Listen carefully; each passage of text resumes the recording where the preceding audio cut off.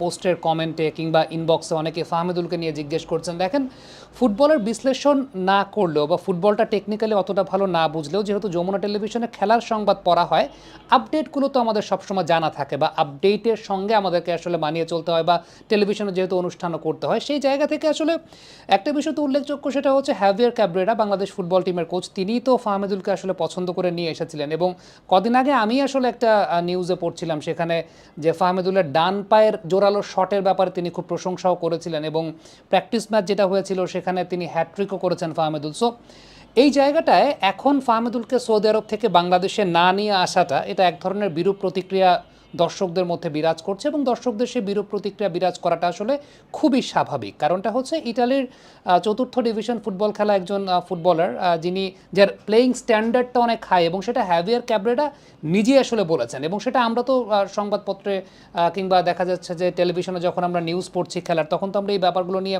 কথা বলেছি বা সেগুলোর আপডেট তো দর্শকদেরকে দিয়েছি। সো সেই জায়গা থেকে হ্যাভিয়ার ক্যাব্রেরা নিজেই যখন পছন্দ করে এনেছেন, after that heavier Cabrera chain of command যদি বলা হয় বা চেইন অফ প্রোটোকল যদি বলা হয়, সেটা তো কোচেরই ডিসিশনটা হওয়ার কথা, এবং কোচই সেই ক্ল্যারিফিকেশনটা দিতে গেছেন। এবং সেই ক্ল্যারিফিকেশনে আসলে যে কথাগুলো বলেছেন, সেই কথাগুলো এটা দর্শকদের কাছে পছন্দ হয় না, এবং না হওয়াটাও খুব স্বাভাবিক। কারণ সেই জায়গাটা প্রথমত বয়সের কথা বলেছেন, এবং ন্যাশনাল টিমের জন্য তিনি কতটুকু প্রিপেয়ার্ড সেই ব্যাপারে কথা বলেছেন। এখন বয়সের কথা বললে 18 বছর বয়স, এখন ফুটবল খেলার তো বয়স আসলে ওইটা। লামিন ইয়ামালের কথা আমরা জানি, 17 বছর বয়স, তিনি ইউরোতে মাতিয়েছেন, এখন বার্সেলোনার হয়ে মাতাচ্ছেন।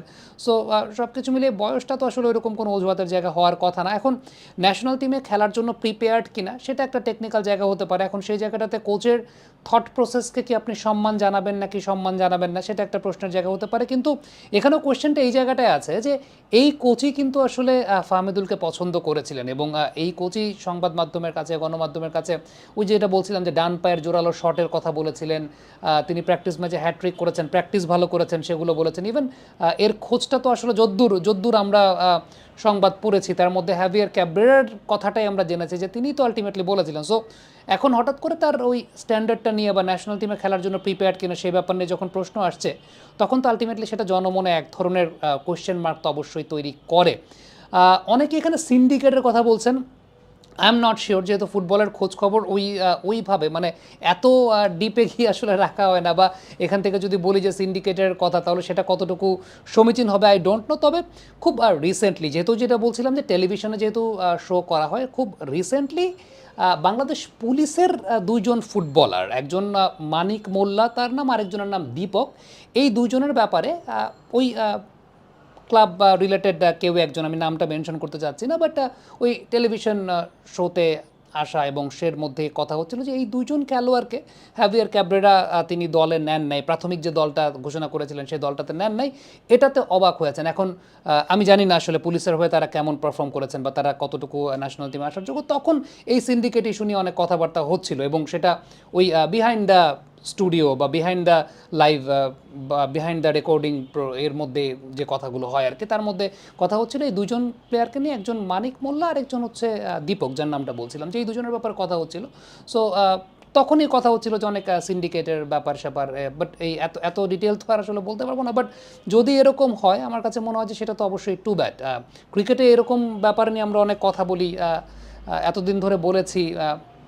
এখন যদি ফুটবলেও এই সমস্ত ব্যাপার চলে আসে, সেটা অবশ্যই দেশের ফুটবলে যেহেতু এক ধরনের একটা বড় সুবাতাস বইছে, হামজা চৌধুরী এসেছেন, এবং সেখানে যদি বিষয়টা এরকম ঘটে যে ওই যে সিন্ডিকেটের কথা বলা হচ্ছে, তার জন্য যদি এই ধরনের ঘটনা ঘটে, তাহলে তো ডেফিনেটলি এই বিষয়গুলো নোটিস করাটা খুব গুরুত্বপূর্ণ। আমি যতদূর তাবিদ ভাইকে চিনি, তাবিদ আওয়াল সাহেব বা বাংলাদেশ ফুটবল ফেডারেশনের প্রেসিডেন্ট, আমি যতদূর তাবিদ সাহেবকে চিনি, তিনি যথেষ্ট ভিশনারি একজন মানুষ, এবং তার এই ব্যাপারটাতে নোটিস করাটাও তো আমার কাছে মনে হয় যে তিনি ডেফিনেটলি এটা নোটিস করবেন বা তার করা উচিত বলে আমার কাছে মনে হয়। এবং যতটুকু তাকে আমি চিনি, তার সঙ্গে আমার খুব কম সময়ের কথা হয়েছে, বিপিএলের উদ্বোধনী অনুষ্ঠানে তিনি উপস্থিত ছিলেন, তখন খুব কম সময়ের কথা হয়েছে, বাট তার ব্যাপারে যেমনটা শুনেছি অন্যান্য সংবাদ মাধ্যমের বন্ধুদের কাছ থেকে কিংবা সহকর্মীদের কাছ থেকে, তিনি খুব ভিশনারি একজন মানুষ, এবং খুব আধুনিক মনা, খুব ভিশনারি একজন মানুষ। তো তিনি এই ব্যাপারগুলো অবশ্যই নোটিস করবেন বলে আমার কাছে মনে হয়, বা সেই প্রত্যাশা তো অন্তত রাখতে পারি তার কাছে, যে ওই